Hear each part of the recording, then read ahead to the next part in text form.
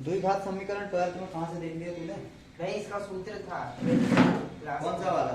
ये minus B plus minus under root minus B plus minus वाला formula है। हाँ, पर 12th में शायद देखा था मैंने।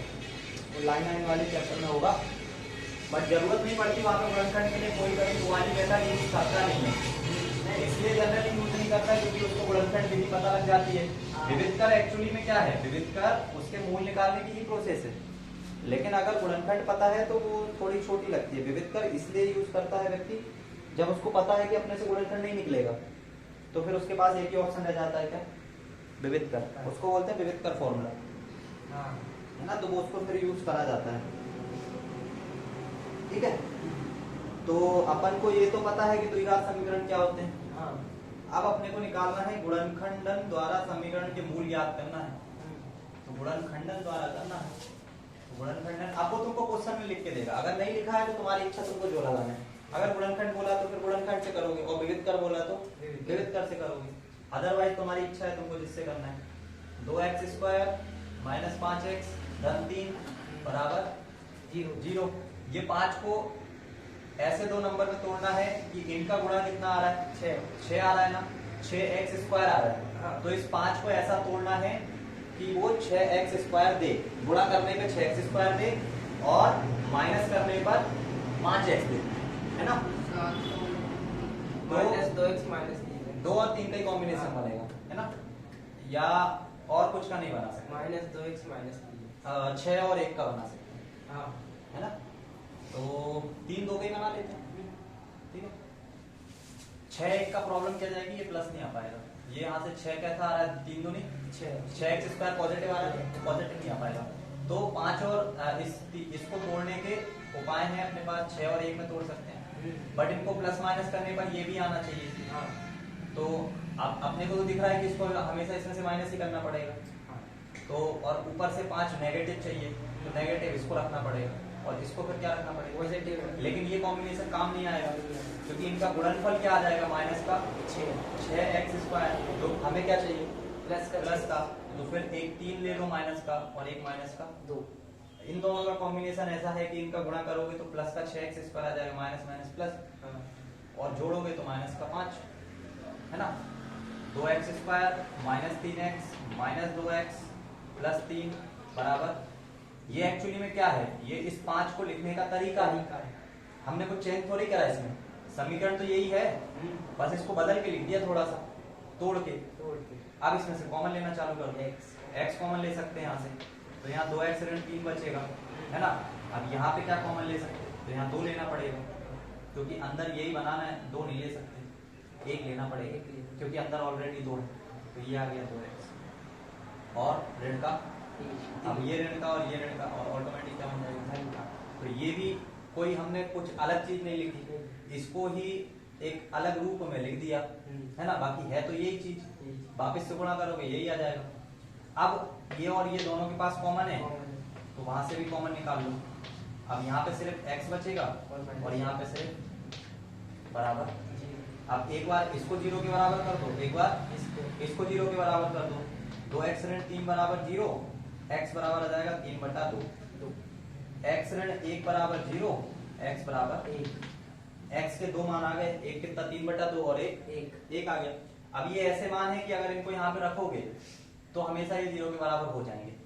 जैसे कि 3/2 है, 3/2 को यहाँ पे रखो तो 2 गुणा 9/4, तो इसका स्क्वायर है, माइनस 5 गुणा 3/2 धन का 3। ये इनका पूरा जोड़ 0 के बराबर आना चाहिए, तभी ये वैल्यू सेटिस्फाई होगी, तभी ये इसका मूल कहलाएगा, है ना। तो देखो 2 दूनी 4, अब नीचे आ गया कितना 9/2 माइनस का 15/2 धन 3। अब यहाँ पे 2 है नहीं तो ये 2 का गुणा कर दो, तो फाइनली ये बनेगा 9 माइनस 15 धन 6/, है ना। ये कितना बन जाएगा 9 और 6 15 ऋण 15/2 बराबर 0। तो ये मूल होगा क्योंकि इसको रखने पे वो 0 बन रहा है, इसको रखने पे भी बनेगा 0। तो ऐसी कंडीशन पे मूल सिर्फ वही होंगे जिससे ये समीकरण सेटिस्फाई होगा। है ना। तो एक तो ये वाला मूल होगा और एक ये वाला, ये दोनों इसके मूल होंगे और गुणनखंड विधि से निकाले हम। ठीक है, अब एक इसी पूरे क्वेश्चन गुणनखंड से ही है ना।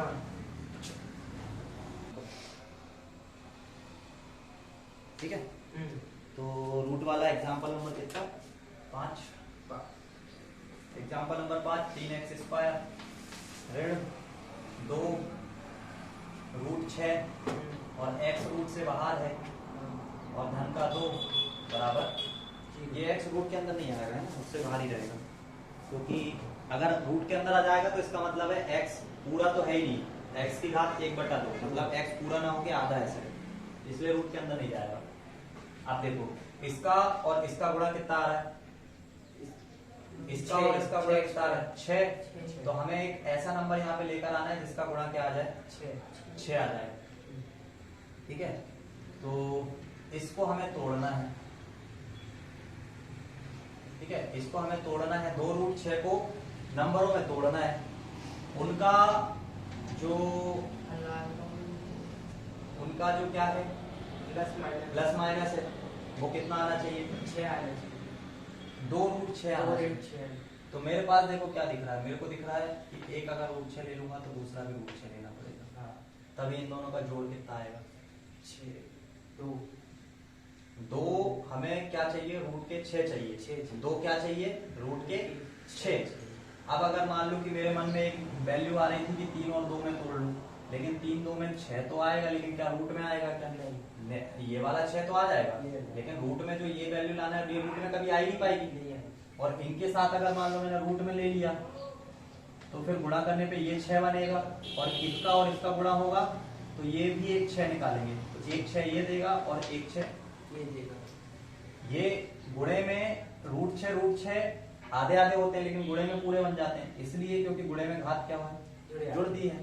तो ये रूट 6 की घात 1/2, इसकी घात 1/2, 1/2 जोड़ोगे तो कितना, 1।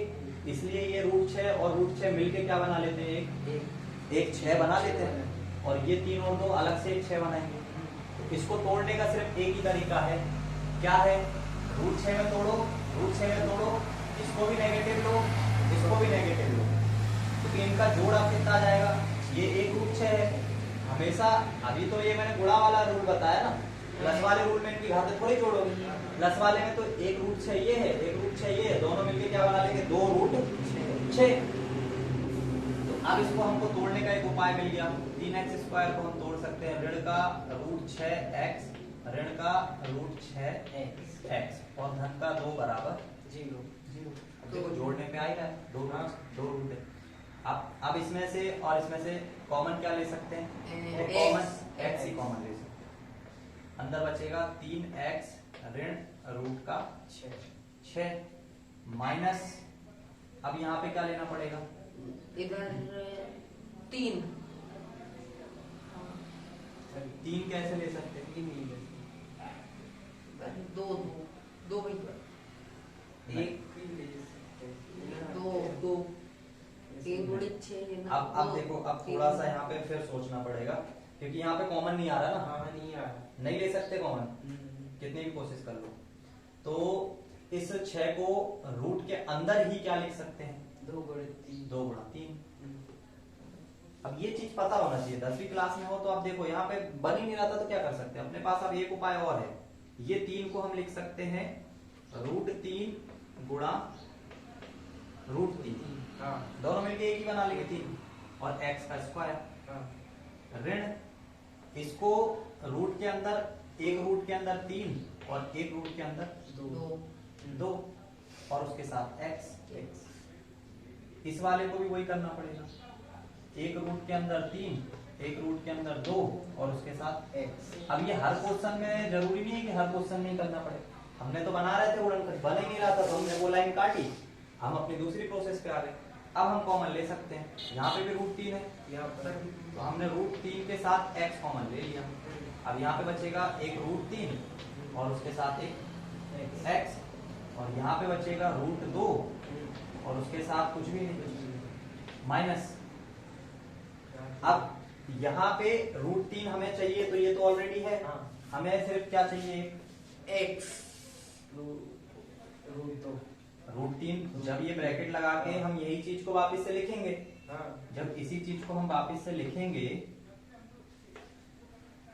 तो जब देखो यही चीज वहां लिखना पड़ता है, इसलिए लिखना पड़ता है क्योंकि कॉमन लेना है। तो ये मत सोचो कि यहाँ रूट 2 कैसे आया, ये सोचो कि अगर इसको मैं वहां पे लिखूंगा ब्रैकेट के अंदर तो फिर बाहर मुझे ऐसे क्या चीज की जरूरत पड़ेगी।